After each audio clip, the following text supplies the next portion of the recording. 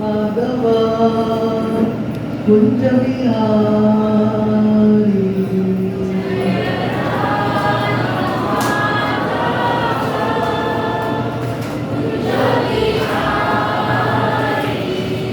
जय राधा माधव कुंज बिहारी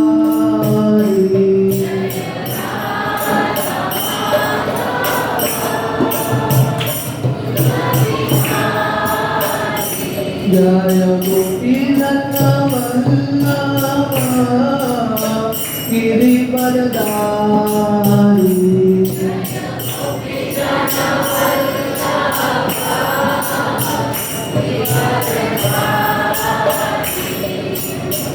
गोपीजन वल्लभ गिरिवरधारी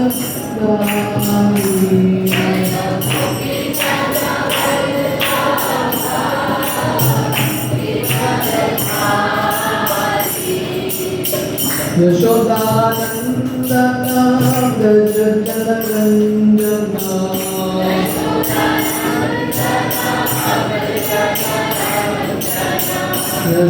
यशोदानंदन व्रज जनरंजना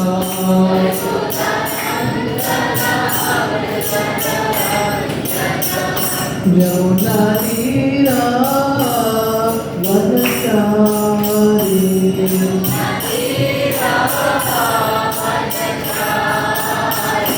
यमुना तीरा वनचारी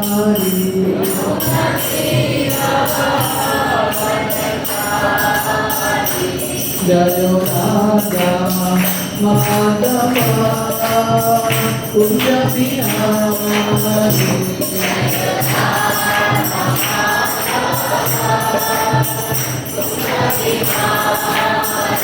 जय गोपीनाथ वल्लभ गिरिवरधारी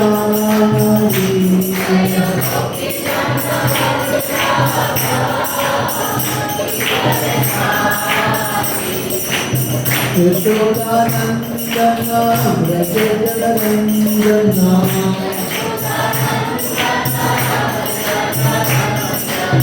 यशोदानंदन व्रज जनरंजना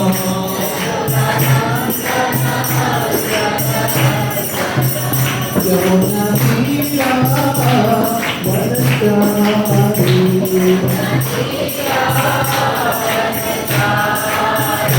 यमुना तीरा वनचारी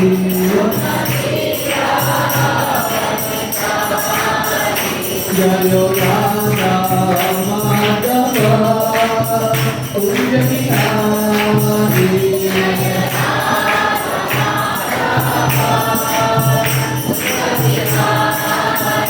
जय राधा माधव कुंज बिहारी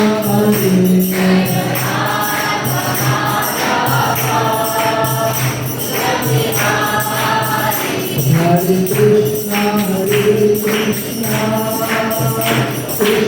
कृष्णा हरे हरे हरे राम राम राम हरे हरे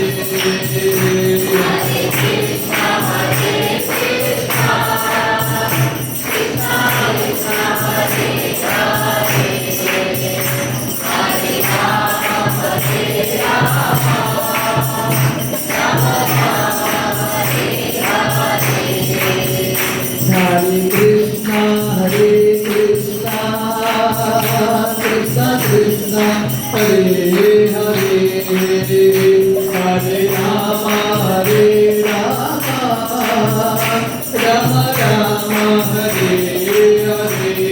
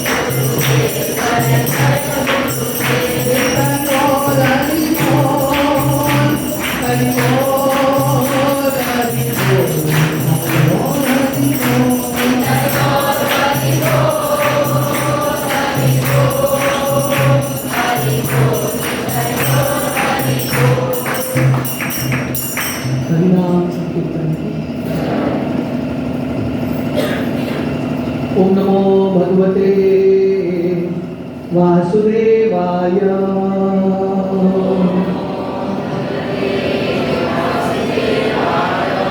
ओम नमो भगवते वासुदेवाय।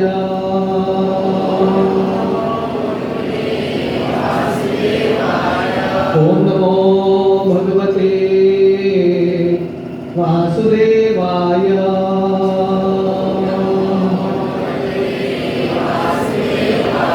नारायणं नमस्कृत्य नरं चैव नरोत्तमं देवीं सरस्वतीं व्यासं ततो मुदीरये। नष्टप्रायेषु अपद्येषु नित्यं भागवत सेवया भगवती उत्तम श्लोके भक्तिर्भवति नैष्टिकी। कृष्णाय वासुदेवाय देवकी नंदनाय च नन्दगोपकुमाराय गोविन्दाय नमो नमः। नमो पंकजनाभाय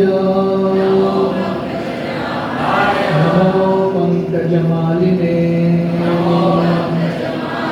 नमो पंकजनेत्राय नमस्ते पंकजांग्रये। हरे कृष्णा।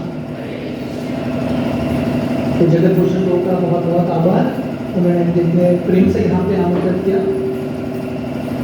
आप लोगों को सुनाई दे रहा है टीचर? तो आज बहुत विशेष दिन है। आज गंगा पूजा का उत्सव है, गंगा की पूजा होती है। आज गंगा माता गोस्वामिनी हमारे परंपरा में एक बहुत महान वैष्णवी आचार्य है।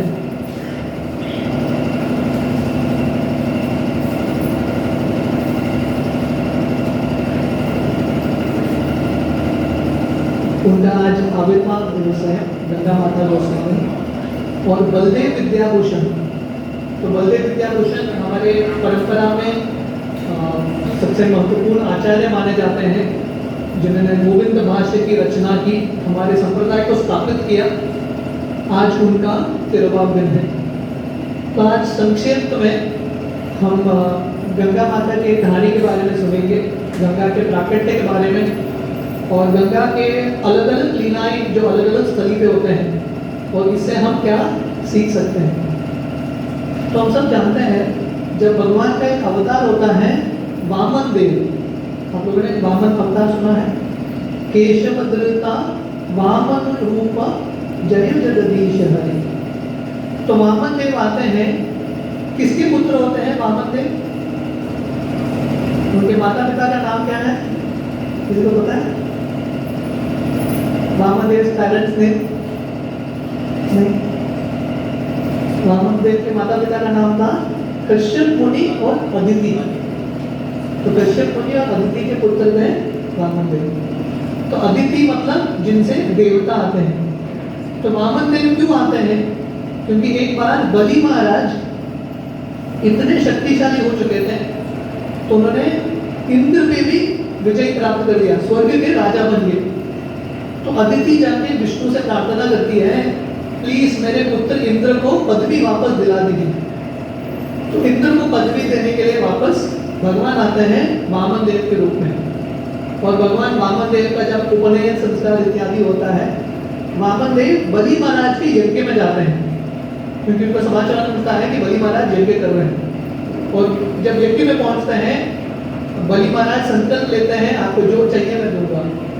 तो वामन देव क्या बोलते हैं बलि महाराज को? मुझे 3 पद जमीन चाहिए, 3 स्टेप्स ऑफ लैंड। बलि महाराज पहले तो बोलते हैं अरे ज्यादा मांगो, 3 पद से क्या होगा? वामन देव बोलते हैं व्यक्ति को संतुष्ट होना चाहिए, one should be very very satisfied, जितना जरूरत है उतना ही मांगना चाहिए। तो ऐसा प्रवचन तो देते हैं, बलि महाराज बोलते हैं ठीक है आप ले लो। और तुरंत वामन देव इतने विशाल हो जाते हैं, प्रभुपाद वर्णन करते हैं कुरुक्रम, जिनके पैर बहुत विशाल हैं, जिनके कार्य बहुत विशाल है। तो वामन देव 2 पैर में ही, 2 पद में ही पूरे ब्रह्मांड को नाप लेते हैं। और जब वामन देव का एक पैर ब्रह्मांड के तो वामन देव का जब एक पैर ब्रह्मांड के आवरण को भेदता है, तो ब्रह्मांड के बाहर विरजा नदी है, या इसको कारण सागर बोलते हैं। तो ब्रह्मांड जो है विरजा नदी या कारण सागर में तैरता है। जैसे पानी में बबल्स होते हैं ना, तो वैसे ब्रह्मांड बबल्स की तरह है। तो ये विरजा नदी जो है या कारण सागर, वामन देव के पैर को धोते हुए स्वर्ग में प्रवेश करती है। और ये जो चरणामृत है विष्णु का, वो बन जाती है गंगा। तो गंगा जो है विष्णु की चरणामृत है। तो गंगा का एक नाम है Vishnupadi, coming from the feet of Vishnu. तो ये कहानी है गंगा के आगमन का। तो अभी गंगा सिर्फ स्वर्ग में है, तो गंगा इस धरातल पे कैसी आती है, धरती पे कैसे आती है, इसके पीछे कहानी है। तो वर्णन आता है मेरु पर्वत और मनोरमा, ये दोनों पति पत्नी थे, इनके 2 कन्याएं होती है, पुत्रियां होते हैं, गंगा और उमा। उमा का शादी किससे होता है? शिव जी से हो जाता है। गंगा की शुद्धता को देख के देवी देवता आते हैं और ये जो मेरु पर्वत है उनको बोलते हैं कि आप गंगा स्वर्ग में भेज दो। तो गंगा स्वर्ग में चली जाती है। अब ये धरातल में एक राजा थे जिनका नाम था सकल महाराज। कहानी ध्यान से सुनना, एंड में मैं प्रश्न पूछूंगा। तो आज के कथा में छोटे छोटे बहुत सारे कहानियां बताएंगे और एंड में हम क्वेश्चन आंसर करेंगे।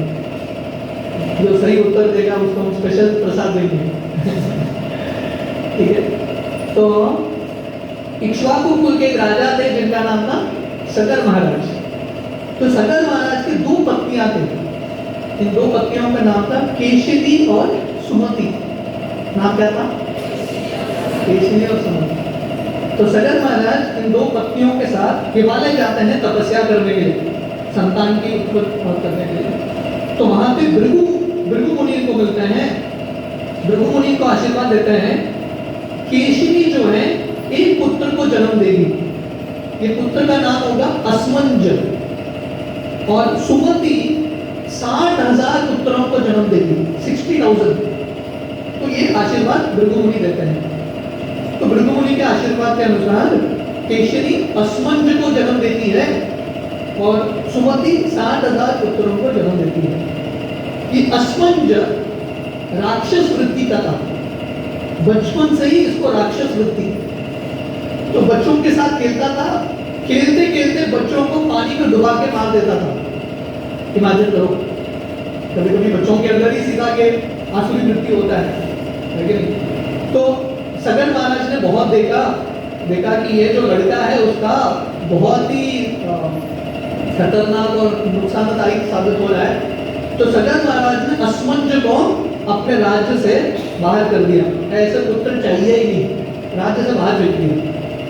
तो अभी सगर महाराज के 60,000 पुत्र हैं। तो ये जो असमंज है, असमंज का पुत्र या सगर के जो पोते हैं उनका नाम होता है अंशुमान। ये अंशुमान भगवान के महान भक्त थे। तो कभी कभी परिवार में ऐसा उल्टा कॉम्बिनेशन भगवान करते हैं, है कि नहीं। तो ना पिता अच्छे भक्त हैं, पुत्र असुर उत्पन्न होता है और उसका पुत्र फिर से भक्त बनता है। तो एक बार सगर महाराज अश्वमेध यज्ञ करते हैं। उस समय जो राजाएं थे अश्वमेध यज्ञ इत्यादि करते थे ताकि उसका जो फल है पूरे प्रजा को प्राप्त हो। तो सगर महाराज ने अश्वमेध यज्ञ किया और ये अश्वमेध यज्ञ ये करने का विधि बहुत कठिन है। एक स्पेशल अश्व यानी घोड़ा, एक स्पेशल घोड़े को चुनना पड़ता है और ये घोड़े को पूरी दुनिया में ये घोड़ा भ्रमण करता है और वापस जब आता है पूरी दुनिया में भ्रमण करके तब ये राजा अश्वमेध यज्ञ कर सकता है। तो जब ये घोड़ा भ्रमण कर रहा था, इंद्र जो है ये घोड़े को चुरा लेते हैं, क्योंकि इंद्र के हृदय में हमेशा थोड़ा इनसिक्योरिटी होता है। इंद्र को लगता है हर व्यक्ति अश्वमेध यज्ञ करेगा मेरा पदवी प्राप्त करेगा। ठीक है, भागवतम में पृथु महाराज की कहानी है। जब पृथु महाराज ऐसे अश्वमेध यज्ञ कर रहे थे फिर से इंद्र को इनसिक्योरिटी होता है। तो इंद्र जो है ये घोड़े को चुरा के लेके जाते हैं। तो अभी सगर महाराज ढूंढ रहे हैं, घोड़ा ही नहीं है, अभी अश्व नहीं है, अश्वमेध यज्ञ कहां से करें। तो अपने 60,000 पुत्रों को बेचते हैं, जाके घोड़े को ढूंढ के आओ। तो ये 60,000 सगर के पुत्र सब जगह ढूंढते हैं, घोड़ा मिलता ही नहीं है। धरती के अंदर बड़ा बड़ा खाई करते हैं, खड्डा करते हैं, शायद पाताल लोक में चला गया घोड़ा। और इतना ढूंढने के बाद फाइनली कपिल मुनि के आश्रम के पास ये घोड़ा मिलता है। कपिल मुनि वहां पे ध्यान से बैठे हैं, भगवान पे ध्यान कर रहे हैं और ये घोड़ा वहीं पे है। तो ये लोग अनुमान लगाते हैं कपिल मुनि ने ही चुराया है। तो कपिल मुनि को मारने के लिए आते हैं, युद्ध करने के लिए आते हैं, पकड़ने के लिए आते हैं। कपिल मुनि उनको इतने गुस्से के साथ देखते हैं, ये 60,000 सगर के पुत्र राख बन जाते हैं, बिल्कुल एशेस। तो अभी सगर महाराज रुके हैं, घोड़ा भी चला गया, घोड़े की खोज में 60,000 उनके पुत्र भी चले गए, कोई नहीं आया, समाचार भी नहीं, कुछ भी नहीं। तो अभी क्या करें।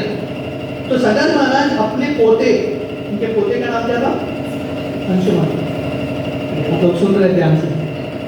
तो उनके पोते अंशुमान को बेचते हैं, जाके ढूंढ के आओ। तो अंशुमान सब जगह ढूंढते हैं और बहुत देर के बाद उनको समझ में आता है, घोड़ा तो मिल जाता उनको कपिल मुनि के आश्रम के पास, पर वो देखते हैं कि उनके 60,000 जो अंकल्स हैं, काका हैं, वो सब राख बन गए। तो अंशुमान इतना शोक करते हैं। उस समय गरुड़ जी वहां पे पहुंचते हैं और अंशुमान को बोलते हैं आप ये घोड़े को लेके जाओ और यज्ञ संपन्न कराओ, अश्वमेध यज्ञ। और आपके जो अंकल्स हैं इनका उद्धार करने के लिए एक ही तरीका है, गंगा को स्वर्ग से ये धरातल पे आना पड़ेगा।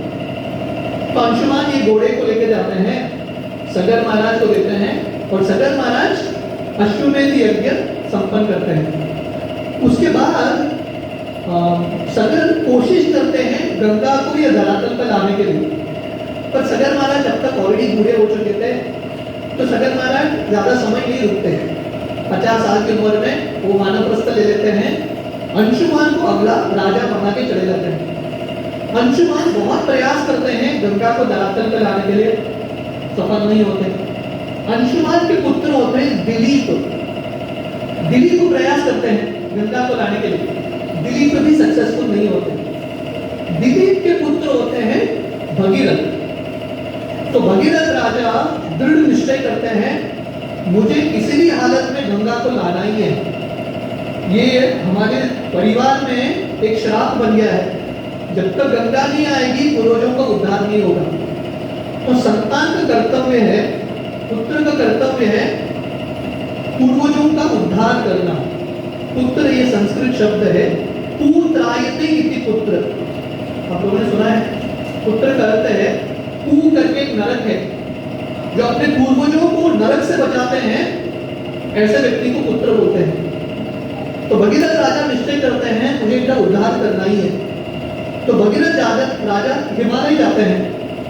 अगर आप लोग कभी चारधाम यात्रा गए हैं तो वहां पे गंगोत्री है।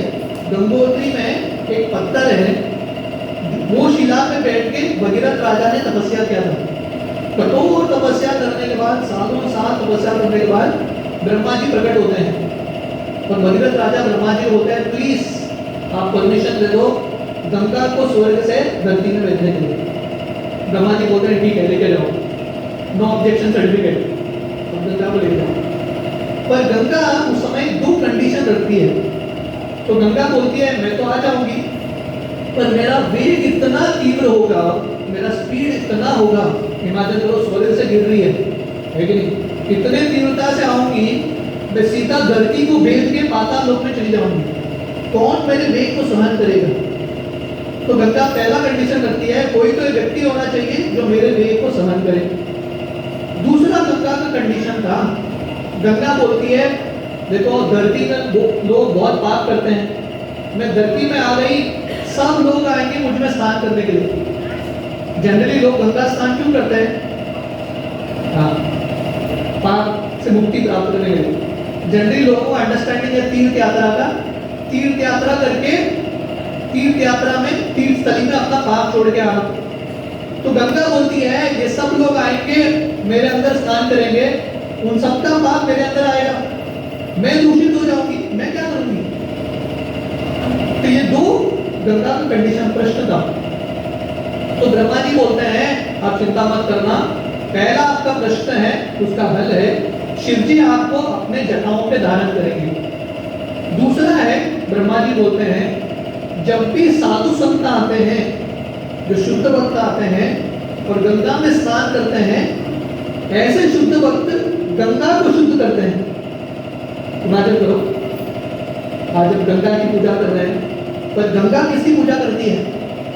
भगवान के शुद्ध भक्तों की पूजा करती है। हमारे आचार्य उनके गीत में लिखते हैं गंगा में स्नान करके व्यक्ति शुद्ध होता है, पर भगवान के शुद्ध भक्त इतने शक्तिशाली हैं, उनको देख के ही व्यक्ति शुद्ध होता है। इसलिए युधिष्ठिर महाराज भगवान के शुद्ध भक्तों के गुणगान में एक श्लोक बोलते हैं, कीर्ति कुर्वन्ति तीर्थानि। भगवान के जो शुद्ध भक्त हैं तीर्थ स्थली को भी शुद्ध बना सकते हैं।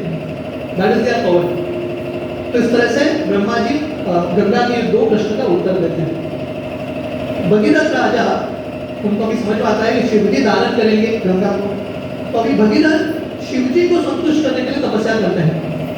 बहुत सालों के तपस्या के बाद फाइनली शिवजी मान लेते हैं कि मैं गंगा को अपने जटाओं पे धारण करूंगा, और गंगा आती है पूरे वेग के साथ शिवजी के जटाओं में।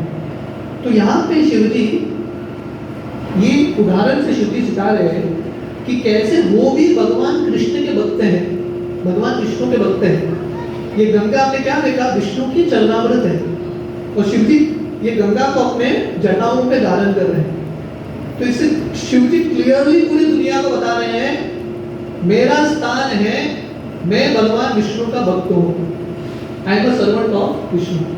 तो शिवजी धारण करते हैं और जटाओं से गंगा आगे बहती है, और भगीरथ राजा अपना रथ चला रहे हैं आगे, और गंगा उनके पीछे पीछे चल रही है। तो भगीरथ राजा का डेस्टिनेशन क्या था? वो राख, कपिल मुनि के आश्रम के पास, वहां तक गंगा को लेके जाना था। तो गंगा प्रकट होती है गोमुख में। आप इस कोई गए हैं गंगोत्री? गंगोत्री, गंगोत्री गोमुख बहुत सुंदर स्थली है। मैं थोड़े दिन पहले ही, 2 साल पहले हम गंगोत्री गए थे। वहाँ पे पानी इतना ठंडा होता है, इतना ठंडा होता है, बर्फ है, बर्फ, लिटरली बर्फ। तो पर मुझे राधानाथ स्वामी महाराज बता रहे थे एक प्रवचन में, महाराज जी भी गए थे गोमुख गंगोत्री। तो महाराज जी ने सोचा मैं गंगा में खड़ा होकर गायत्री करूंगा। अभी गायत्री करना मतलब 4-5 मिनट लगता है, इतना ठंडा पानी।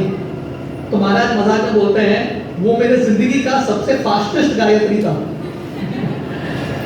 तो गंगा प्रकट होती है गोमुख गंगोत्री में, और वहां से चलते चलते बंगाल तक आती है, जहाँ पे कपिल मुनि का आश्रम है, गंगा सागर। तो गंगा जो है प्रैक्टिकली पूरे भारत को कवर करती है। समय मिला तो हम शंकराचार्य का एक गीत गाएंगे, गंगा स्तोत्रम। तो शंकराचार्य वो गीत में लिखते हैं गंगा क्या है, वसुधा हारी, तो धरती के हार की तरह है, जैसे garland around India and the world. तो गंगा का इतना सुंदर बहाव है भगीरथ मुनि के रथ के पीछे पीछे। तो ऐसा गंगा अलग अलग जगह से बहती है। गोमुख में शुरू होता है गंगा, उसके बाद गंगोत्री, उसके बाद देव प्रयाग, रुद्र प्रयाग, कर्ण प्रयाग, ऐसे होते हुए ऋषिकेश, बहुत सुंदर स्थली है ऋषिकेश। ऋषिकेश से आगे हरिद्वार, तो ऋषिकेश तक हिमालय का पर्वत है, उसके बाद हरिद्वार में प्लेन्स में आती है गंगा। तो आगे बहती हुए गंगा वाराणसी तक आती है, वाराणसी के बाद प्रयाग आती है, जहाँ पे यमुना के साथ संगम होता है। तो ऐसा आगे बढ़ते हुए फाइनली गंगा जो है बंगाल में प्रवेश करती है। तो वर्णन आता है जब गंगा ऐसे चल रही है भगीरथ मुनि के रथ के पीछे, गंगा मायापुर आके पहुंचती है। तो मायापुर में भी गंगा है। आप ऐसे कितने भक्तों ने मायापुर में गंगा का दर्शन किया? भक्ति विनोद ठाकुर उनके गीत में लिखते हैं, चरण सीधु देखिया गंगा सुखना सीमा पाया। भक्ति विनोद ठाकुर बोलते हैं सिर्फ गंगा को देख के मेरे सुख का कुछ सीमा ही नहीं है। भारत में भगवान ने हमको इतना अलग अलग फैसिलिटीज दिया है, अवसर दिया है भगवान की भक्ति में बढ़ने के लिए। सिर्फ गंगा का दर्शन करना कितना भाग्य का चीज होता है। सिर्फ भाग्यशाली व्यक्ति कर सकते हैं गंगा का दर्शन और गंगा में स्नान। तो भक्ति विनोद ठाकुर बता रहे हैं कि सुख का कुछ सीमा ही नहीं है गंगा का दर्शन करने। तो गंगा ऐसे चलते चलते मायापुर में पहुंचती है। तो मायापुर में एक स्थान है, मायापुर में 9 आइलैंड्स है, 9 द्वीप। एक द्वीप है जिसका नाम है जानू द्वीप। द्वीप का नाम क्या है? याद करना, एंड में पूछूंगा। ये द्वीप का नाम है जानू द्वीप। तो यहाँ पे जानू मुनि का आश्रम था। तो भगीरथ मुनि आगे चल रहे हैं रथ में, गंगा इतनी तीव्रता से आती है ये जानू मुनि के आश्रम को भाग के लेके जाती है। और जानू मुनि तपस्या कर रहे हैं, आंख बंद करके ध्यान कर रहे हैं, आंख बोलते हैं आश्रम ही नहीं है, आश्रम में चला गया। तो जानू ऋषि को इतना गुस्सा आता है वो गंगा को पी लेते हैं। अभी भगीरथ मुनि आगे चल रहे हैं, उनको लग रहा है गंगा पीछे आ रही है। काफी देर जाने के बाद पीछे मुड़ के देखते हैं गंगा है ही नहीं। तो भगीरथ राजा को टेंशन आ जाता है। इमेजिन करो भगीरथ राजा ने क्या क्या नहीं किया गंगा को प्राकट्य कराने के लिए, अभी गंगा गायब हो गई। तो समय भगीरथ राजा समझ जाते हैं जानू ऋषि ने ये गंगा को पी लिया। तो भगीरथ राजा जानू ऋषि के पास जाते हैं और जानू ऋषि को बोलते हैं प्लीज कृपा करके गंगा को छोड़ दीजिए, है कि नहीं, मैं बहुत प्रयास किया है। तो जानू ऋषि तैयार होते हैं और जानू ऋषि गंगा को अपने कानों से छोड़ देते हैं। इसलिए गंगा का एक नाम होता है जानवी। तो गंगा जानू ऋषि की पुत्री मानी जाती है, द डॉटर ऑफ जानू ऋषि। तो ऐसे आगे बढ़ते हुए गंगा और एक द्वीप में आती है मायापुर में, जिसका नाम है अंतरद्वीप। जहाँ पे अभी इस्कॉन का कैंपस है उसको अंतरद्वीप बोलते हैं। तो अंतरद्वीप पे एक जगह है, ये जगह को बोलते हैं गंगा नगर। तो यहाँ पे गंगा जी आके रुक जाती है, she comes and waits there. Bhagirath राजा बोलते हैं चलो आगे, गंगा बोलती है नहीं नहीं अभी नहीं, मैं 1 महीना यहीं पे रुकूंगी। गंगा बोलती है अभी गौर पूर्णिमा का उत्सव आ रहा है, गौर पूर्णिमा का उत्सव मना के मैं आगे चलूंगी। तो गंगा 1 महीना वहीं पर रुक जाती है और भगीरथ राजा भी वहीं पर रुक जाते हैं, क्योंकि गंगा को पता चलता है ये नवद्वीप धाम है, मायापुर है, यहाँ पे श्री चैतन्य महाप्रभु आएंगे, गंगा महाप्रभु के स्मरण में वहीं पर रुक जाती है। वर्णन आता है जब भगवान कृष्ण का लीला होता है और भगवान कृष्ण अपना सब लीलाएं प्रैक्टिकली यमुना के तट पे करते हैं, ठीक है। वृंदावन का भजन हो तो यमुना का स्मरण तो डेफिनेटली होता है। तो जब भगवान कृष्ण अपना इतने सारी लीलाएं यमुना में करते हैं तो गंगा को बुरा लगने लगा, अरे मुझे तो अवसर ही नहीं मिला। तो भगवान कृष्ण बोलते हैं, आप चिंता मत करो, अगले बार जब महाप्रभु के रूप में आऊंगा आपके तट में ही लीला करूंगा। तो महाप्रभु का जन्म ही गंगा के तट पे होता है। महाप्रभु के जन्म का कारण महाप्रभु का गंगा था। आप लोगों को क्या नहीं पता है? महाप्रभु का प्राकट्य कैसे होता है? किसको पता है? हाँ, अद्वैत आचार्य, उनके घर के पास, उनके घर में एक शालिग्राम शिला था, वो शालिग्राम शिला की पूजा करते थे। कैसे? तुलसी पत्ता और गंगा जल, तुलसी पत्ता और गंगा जल की प्रार्थना से महाप्रभु प्रकट होते हैं। मतलब गंगा इतनी शक्तिशाली है, वो भगवान के प्राकट्य का कारण बनती है। और महाप्रभु जब मायापुर नवदीप में लीला कर रहे थे, महाप्रभु इतने सारी लीलाएं गंगा के तट पे करते हैं। महाप्रभु का जो घर है, Yogpeeth, Shrinivas Sangan, all this was on the banks of Ganga. Mahaprabhu बचपन में निमाई पंडित के रूप में पाठशाला जाते थे, नदी पार करके पाठशाला जाना था, तो महाप्रभु गंगा में स्विमिंग करके पाठशाला जाते थे। और रोज महाप्रभु का 5 से 7 घंटा महाप्रभु गंगा में अपना समय बिताते थे, गंगा में खेलते थे, अलग अलग लीलाएं करते थे महाप्रभु। तो गंगा तो पवित्र है सब जगह, पर गंगा मायापुर में सबसे ज्यादा पवित्र और सबसे ज्यादा भाग्यशाली है। तो इस तरह से गंगा मायापुर नवदीप पहुंचती है। और 1 महीना वहां पे रुकने के बाद, गौर पूर्णिमा उत्सव इत्यादि करने के बाद, भगीरथ राजा के रथ के पीछे पीछे चलती है और कपिल मुनि का आश्रम ये गंगा सागर तक पहुंचती है और फाइनली जाके समुद्र में मिल जाती है। तो ये कहानी से हम सीखते हैं कि कैसे भगीरथ राजा इतने डिटरमिन्ड थे, लेकिन कितना उनका डिटर्मिनेशन था। बहुत सारे अड़चन आए, बहुत सारे ऑब्स्टिकल्स आए, पर भगीरथ राजा ने हर अड़चन को लांघ के गंगा को ये धरातल पे लेकर आए। तो कहने का अर्थ है, अगर हम कुछ महान कार्य करना चाहते हैं, देखो भगीरथ राजा ने तपस्या किया है कि नहीं, उसका फल हम सबको मिल रहा है। कब तपस्या किया है? कितने अरबों करोड़ों साल पहले, उसका फल अब तक हमको मिल रहा है। कितने सारे लोग जाके गंगा में स्नान करते हैं। भगीरथ राजा ने उनका पर्सनल लाइफ पूरा सैक्रिफाइस ही कर दिया, पूरा जिंदगी उनका तपस्या में चला गया, पर क्योंकि उन्होंने वो कार्य किया, हम सबको अभी गंगा का लाभ मिल रहा है, दर्शन का, स्नान करने का लाभ मिलता है।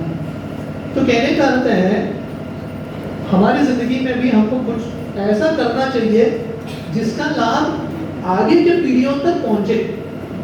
The benefit can go to others. Bhagirath राजा, जैसे मैं बता रहा हूँ, वो डिटर्मिनेशन भी सिखाते हैं, निश्चय। लेकिन इतने सारे अड़चन आए, फिर भी भगीरथ महाराज करते रहे। तो वैसे हमारी जिंदगी में अगर हमको भगवान की प्राप्ति करनी है, तो वो डिटर्मिनेशन होना बहुत इंपॉर्टेंट है। श्री रूप गोस्वामी उनके उपदेशामृत में वर्णन करते हैं, उत्साह, निश्चय, धैर्य, 3 चीज बहुत इंपॉर्टेंट है भगवान की भक्ति में, उत्साह, निश्चय और धैर्यता। और भगीरथ राजा के पास ये तीनों चीज था, उत्साह भी था, निश्चय भी था, डिटर्मिनेशन था, और धैर्य भी थे। वो वेरी पेशेंट, अलग अलग समय पे धैर्यता रख के, जैसा जब गंगा उनको बोलती है 1 महीना नवदीप पे रुकना है, भगीरथ राजा भी रुक जाते हैं, धैर्यता के साथ फाइनली गंगा को प्रकट कराते हैं। तो ये 3 चीज बहुत इंपॉर्टेंट है जो भगीरथ राजा को सिखा रहे हैं। दूसरा बहुत इंपॉर्टेंट लेसन, देखिए गंगा का प्राकट्य किसने करवाया? भगीरथ राजा ने। बट भगीरथ राजा के पहले उनके जो पूर्वज थे, भगीरथ राजा के पिता का नाम क्या था? दिलीप। दिलीप के पिता का नाम क्या था? गुड, ध्यान से सुनिए। तो हमने देखा कि इतने सारे पीढ़ियों ने प्रयास किया, लेकिन हालांकि उनको रिजल्ट नहीं मिला। रिजल्ट किसको मिला? उनके 3-4 पीढ़ी के बाद भगीरथ राजा को मिला।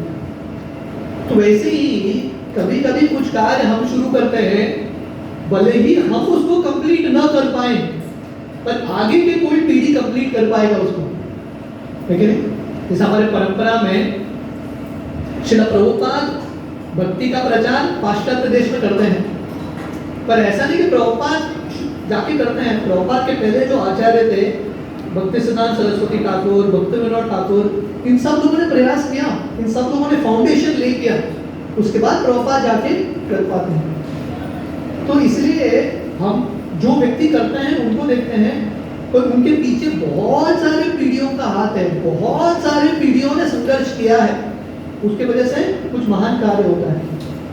भगीरथ राजा का गुणगान होता है क्योंकि भगीरथ राजा ने स्वर्ग से भारत में गंगा प्रकट कराया, पर भगीरथ राजा से कई ज्यादा महान है श्रील प्रभुपाद, क्योंकि श्रील प्रभुपाद भक्ति के गंगा को, हरिनाम के गंगा को भारत से बाहर पाश्चात्य देश में भी लेके गए।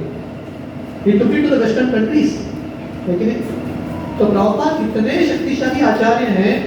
एक्चुअली जैसा हम वर्णन कर रहे हैं, गंगा में अगर गंगा में स्नान करना है तो क्या करना पड़ेगा? ट्रेन लेके जाना पड़ेगा, हरिद्वार प्रयाग कहीं तो लेके जाना पड़ेगा, या फ्लाइट लेके, और वहां पे जाके स्नान करना पड़ेगा। पर प्रभुपाद ने हमको ये भक्ति का गंगा दिया है, हरिनाम का गंगा, हमको कहीं जाने की भी जरूरत नहीं है, एक जगह पर बैठ के हम हरिनाम ले सकते हैं। तो ये श्रील प्रभुपाद की कृपा है। So these are some of the lessons that Ganga teaches us। ये थोड़े महत्वपूर्ण सीख है जो गंगा हमको सिखाती है। मैं कल हमारा सैटरडे प्रोग्राम था अखंड बाजा में, तो मैं वहाँ पे वर्णन कर रहा था परम पूज्य राधानाथ स्वामी महाराज उनके जर्नियों पुस्तक में बहुत सुंदर लेसन लिखते हैं जो वो गंगा से सीखते हैं। परम पूज्य राधानाथ स्वामी महाराज 1970s में जब वो अमेरिका छोड़ के आए थे, वो श्रील प्रभुपाद से भी नहीं मिले थे, उनका नाम था रिचर्ड स्लैवन। तो महाराज जी ऋषिकेश पहुंचते हैं और ऋषिकेश में एक पत्थर के ऊपर बैठ के महाराज 1 महीना तपस्या करते हैं, ध्यान करते हैं, 1 month। ये पत्थर अभी भी है गंगा के तट में ऋषिकेश में। महाराज जी सुबह जाके बैठते हैं, शाम को वापस आते हैं, पूरा 10 घंटा गंगा के ऊपर बैठ के ध्यान करते हैं। देखिए गंगा के पास जाने से ही, गंगा माँ की तरह है जो हमको दिव्य ज्ञान देती है। जैसे गाय है, गंगा जैसी शक्तिशाली है, वैसे ही गाय शक्तिशाली है। जब हम गंगा या गाय के पास जाते हैं, ये जो गंगा या गाय है हमको प्रज्ञा देती है। प्रज्ञा मीन्स स्पिरिचुअल इंटेलिजेंस। तो राधानाथ स्वामी महाराज बहुत सारे गुरु से मिले, श्रील प्रभुपाद से अब तक नहीं मिले। 1 महीना गंगा के तट पे बैठ के उन्होंने इतना सीखा। महाराज जर्नियों के पुस्तक में लिखते हैं, जो मैंने अपने पूरा जिंदगी अमेरिका के स्कूल कॉलेजेस में नहीं सीखा, 1 महीने में गंगा ने मुझे सिखा दिया। 1 month गंगा taught everything। तो महाराज ये जर्नियों के सेक्शन में बहुत सारे लेसन्स देते हैं जो गंगा आपको सिखाती है। एक चीज महाराज बताते हैं, तो ये जो विषय मैं बता रहा हूँ बहुत इंपॉर्टेंट है भक्तों के लिए, मनन करना, चिंतन करना, स्पेशली गंगा पूजा के दिन में। तो महाराज लिखते हैं गंगा शुरू होती है गंगोत्री से और गंगा जाके समुद्र में मिल जाती है। मार्ग बहुत लंबा है, गंगा का मार्ग thousands and thousands of kilometers, literally 5-6 states को क्रॉस करते हुए गंगा जाती है। तो महाराज जी लिखते हैं जर्नियों पुस्तक में, गंगा के मार्ग में बहुत सारे अड़चन आते हैं, so many obstacles। कभी बड़े पर्वत आते हैं, कभी पत्थर आते हैं, बहुत कुछ आता है, पर गंगा जो है हर अड़चन को लांघते हुए समुद्र तक पहुंच जाती है। क्यों? क्योंकि गंगा इतनी तीव्र है, मतलब उनका उत्साह इतना तीव्र है, उनका लौल्यता इतना तीव्र है समुद्र तक जाके पहुंचने के लिए। तो महाराज जी वैसे ही लिखते हैं, अगर हमको लक्ष्य तक पहुंचना है, भक्ति में हमारा लक्ष्य क्या है? कृष्ण तक पहुंचना। अगर हमको लक्ष्य तक पहुंचना है तो गंगा की तरह ये फोकस रखना बहुत इंपॉर्टेंट है। किस पे फोकस? गोल में फोकस। अगर हम हमारे गोल में फोकस नहीं करेंगे हम भटक जाएंगे। इंग्लिश में कहावत है, obstacles are those things that you see when you lose focus of the goal. English में बोलते हैं, अड़चन वो चीज है जो हम देखते हैं जब हमारा दृष्टि लक्ष्य से निकल जाता है। जब हमारा दृष्टि लक्ष्य की ओर है हम हर अड़चन को लांघते हुए जा सकते हैं। तो ये पहला चीज महाराज लिखते हैं। दूसरा चीज महाराज बताते हैं, गंगा तो समुद्र में जाके पहुंचती है, पर गंगा में कभी कभी पत्थर गिरते हैं, कभी कभी पेड़ गिरते हैं, अलग अलग पत्ते इत्यादि गिरते हैं। जनरली लॉजिक क्या है, अगर कुछ चीज गंगा में गिर गया, गंगा समुद्र तक पहुंचता है, ये चीज भी समुद्र तक पहुंचना चाहिए, पर होता है क्या? ऐसा नहीं होता।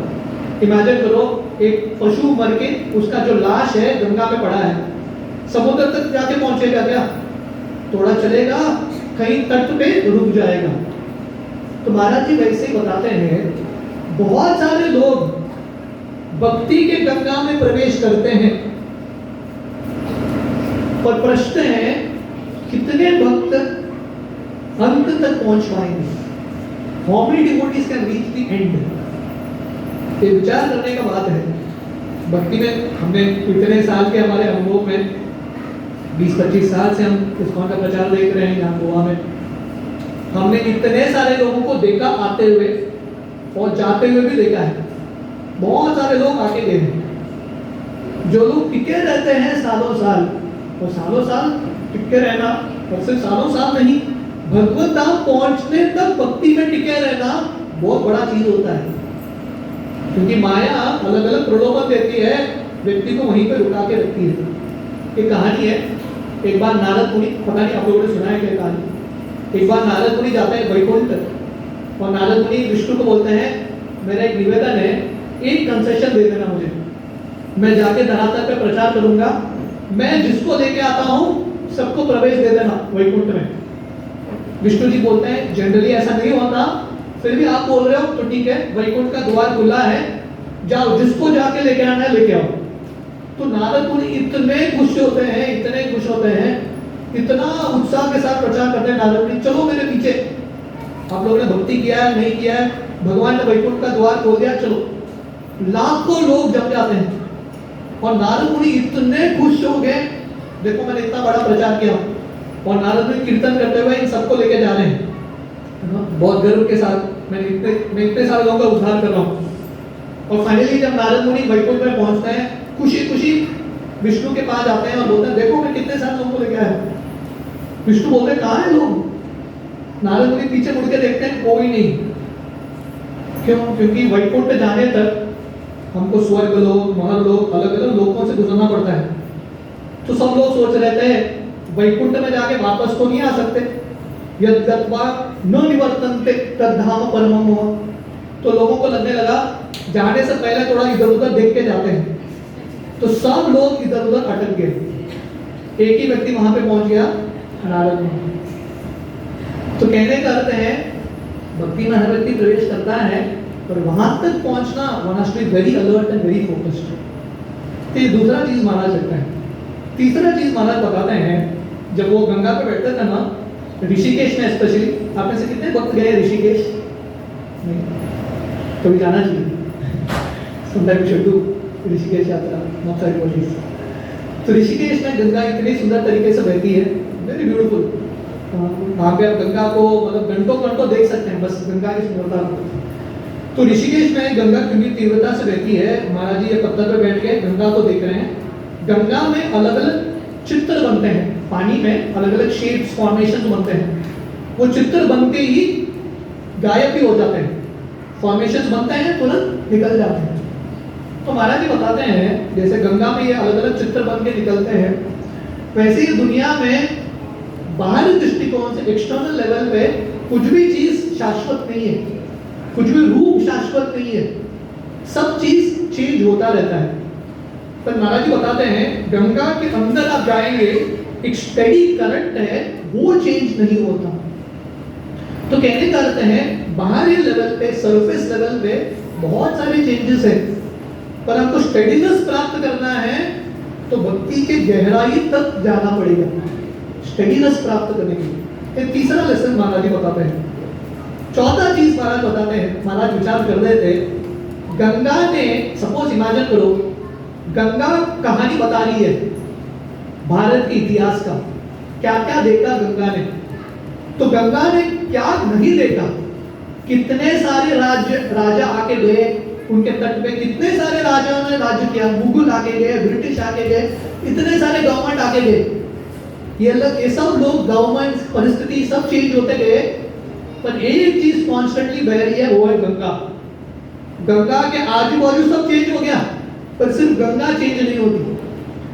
तो महाराज जी बताते हैं वैसे ही ये जिंदगी में अलग अलग परिस्थितियां, अलग अलग शक्तियां, पार्टीज इत्यादि चेंज होते ही रहेंगे, पर एक ही चीज शाश्वत है, वो है भगवान की भक्ति, भगवान का हरि नाम।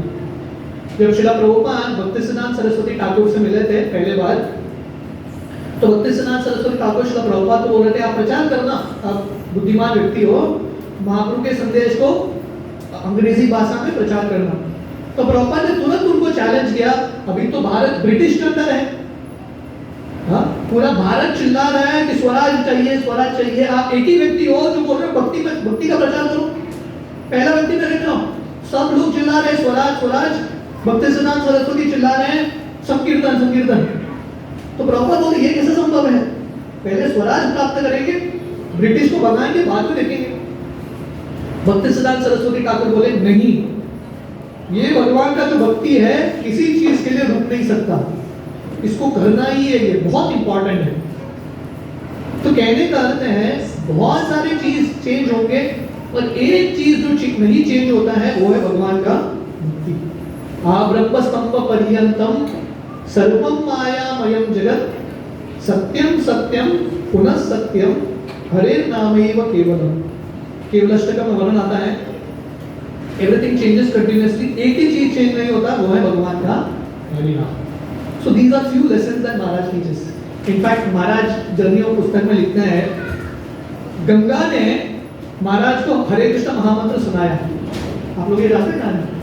तो गंगा, महाराज जी वहाँ पे बैठ के ध्यान कर रहे थे, तो गंगा क्योंकि ऋषिकेश में तीव्रता से बहती है ना गंगा, अलग अलग आवाज भी करती है। तो एक दिन महाराज गंगा के अलग अलग आवाज को सुन रहे थे, फोकसिंग ऑन द साउंड। तो कभी उनको ओम सुनाई दिया, एक बार गंगा ने एक्चुअली उनको महामंत्र बोला, हरे कृष्ण कृष्ण कृष्ण हरे हरे, हरे राम राम राम हरे। तो गंगा माता ने दीक्षा भी दे दिया हरि नाम। तो कहने का अर्थ है ये जो गंगा है सिर्फ पानी नहीं है, विश्वास की बात है, इट इज नॉट वाटर। जिन भक्तों को श्रद्धा है, जिन साधुओं को श्रद्धा है गंगा के ऊपर, गंगा जो आपको चाहिए सब प्रदान करेगी, सब इच्छाओं को पूरा करेगी, हमारे हृदय को प्रेम से भरेगी, सब कुछ देगी। अभी भी आप ऋषिकेश जाओगे, हरिद्वार जाओगे, गंगा के तट पे इतने सारे मठ हैं, लाखों अरबों साधु संत रहते हैं। ये लोग पागल नहीं है, गंगा के तट पर रहते हैं, उनको पता है गंगा हमको ज्ञान देगी, गंगा हमको एक्चुअल साक्षात्कार देगी, और एक्चुअली ये संभव होगा। So these are few things Maharaj writes in the journey of book. अभी मैं गंगा का 2-3 छोटा कहानी बताऊंगा। अभी मैंने गंगा का प्राकृतिक कहानी बताया, अभी मैं आपको बताऊंगा कि गंगा कैसे अलग अलग स्थली पे अलग अलग लीलाओं में प्रकट होती है। गंगा हालांकि वृंदावन में नहीं है, फिर भी गंगा वृंदावन में है। कौन सी रूप में है गंगा वृंदावन में? मानसी गंगा। तो मानसी गंगा की कहानी इस प्रकार है, एक बार भगवान कृष्ण ने एक असुर को मारा था जिसका नाम था वत्सासुर। आप लोगों ने सुना है वत्सासुर? सुना है? तो वत्सासुर किसके रूप में था? किसके रूप में था वत्सासुर? आप लोगों को पता नहीं, आप सब लोग वैष्णव, असुरों के बारे में पता नहीं आप लोगों। वत्सासुर जो था वत्स के रूप में था, बछड़े के रूप में। तो कृष्ण ने वत्सासुर को मार दिया। तो कृष्ण के सब दोस्त बोले, कृष्ण तू पापी बन गए हो, तुमने बछड़े का हत्या किया, जाओ हरिद्वार गंगा में स्नान करो। कृष्ण का मूड नहीं था वृंदावन छोड़ के जाना, तो कृष्ण ने मनी मन गंगा को वहां पे बुला लिया। तो ये हो जाता है मानसी गंगा, क्योंकि कृष्ण मनी मन वहां पे बुला रहे हैं। उस समय ये मानसी गंगा बहुत विशाल था, फिर थोड़ा छोटा हो गया। एक बार भगवान कृष्ण के पिता नंद महाराज का इच्छा हुआ हरिद्वार जाके गंगा में स्नान करना। तो कृष्ण बोलते हैं बाबा जी आप इतना टेंशन क्यों ले रहे हो, इतना दूर क्यों जा रहे हो? तो भगवान कृष्ण बोलते हैं मानसी गंगा में स्नान करो, गंगा तो वृंदावन नहीं है। तो ये सब स्थलियां, 4 धाम, all these things are already in Vrindavan, Haridwar भी वृंदावन में है। तो ये मानसी गंगा की प्राकृतिक कहानी है। गंगा जो है जगन्नाथपुरी में भी है। आप में से कितने लोग गए जगन्नाथपुरी? आप सारी बड़ी सब ना। तो जगन्नाथपुरी में गंगा किसके रूप में है? हाँ, एक कुंड है जिसका नाम है श्वेत Ganga. Ganga is the form of श्वेत गंगा, सर्वभौम भट्टाचार्य के घर के पास। तो आज गंगा माता गोस्वामिनी का आविर्भाव दिवस है। तो गंगा माता गोस्वामिनी और ये श्वेत गंगा का कनेक्शन है। तो संक्षेप में बताऊंगा, गंगा माता गोस्वामिनी, इनका नाम था सची देवी। ये सची देवी जो है बंगाल की राजा की पुत्री थी।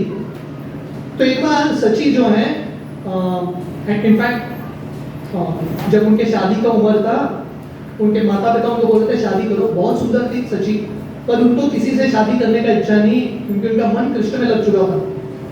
तो फाइनली उनके माता पिता का देहांत होता है। सची थोड़े समय तक राज्य करती है और फाइनली तीर्थ यात्रा के बहाने में वो बाहर निकलती है।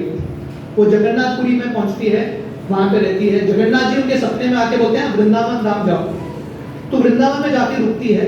वृंदावन में भगवान के एक महान भक्त थे, गदाधर पंडित के एक पार्षद हरिदास पंडित। सची देवी जो है हरिदास पंडित से दीक्षा लेती है, वृंदावन में मधुकरी करती है। इमेजिन करो, राजा की पुत्री वृंदावन में भिक्षुक के रूप में रहती है, भागवतम सुनती है इत्यादि।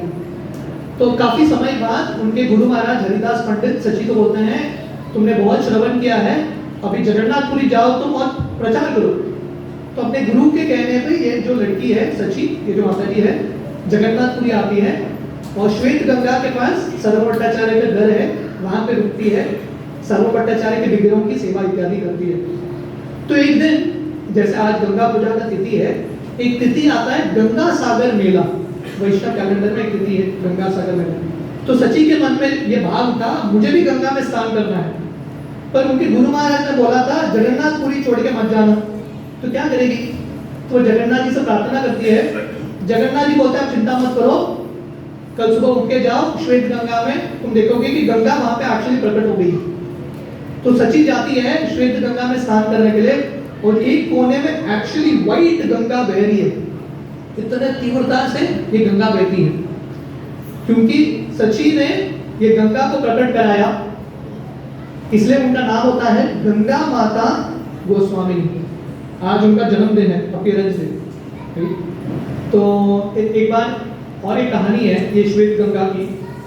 एक जगन्नाथपुरी के एक पांडा थे, उनका नाम था तलुच महापात्र। तो वो श्वेत गंगा में स्नान करने के लिए जाते हैं और उनके मन में भी भाव उठता है मुझे गंगा जाना है स्नान करने के लिए। तो वो श्वेत गंगा में डुबकी लगाते हैं, एक कुंड है श्वेत गंगा, उसमें डुबकी लगाते हैं। जब वो उठते हैं वो देखते हैं वो वाराणसी पहुंच गए।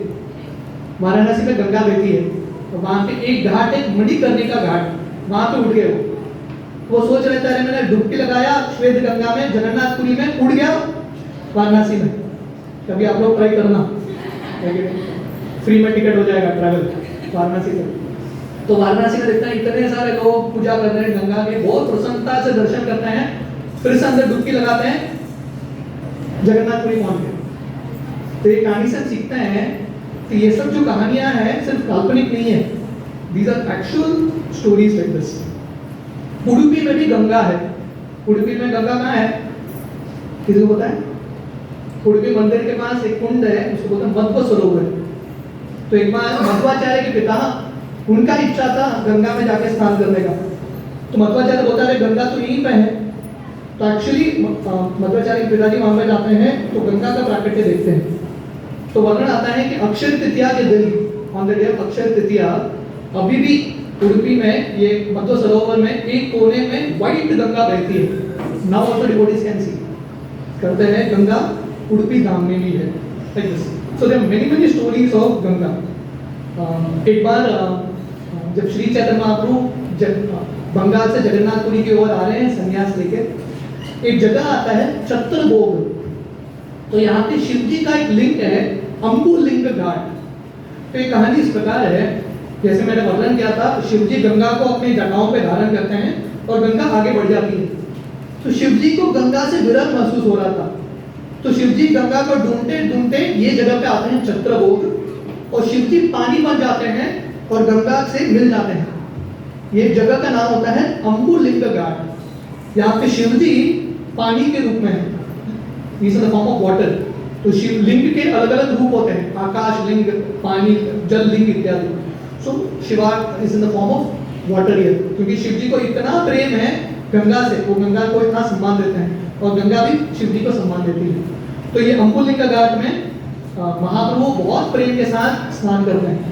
तो वृंदावन दास ठाकुर चैतन्य भागवत में वर्णन करते हैं कि अम्बुलिंग घाट पहले से ही बहुत प्रसिद्ध था, क्योंकि दो महान व्यक्ति ऑलरेडी यहाँ पे हैं, शिव जी और गंगा। अभी महाप्रभु के प्राकट्य से वहां से स्नान करने से और पवित्र हो जाता है। गंगा जो है गाय में भी निवास करती है। गाय में हम सब जानते हैं ना 33 कोटि देवी देवता गाय में निवास करते हैं। गंगा कहाँ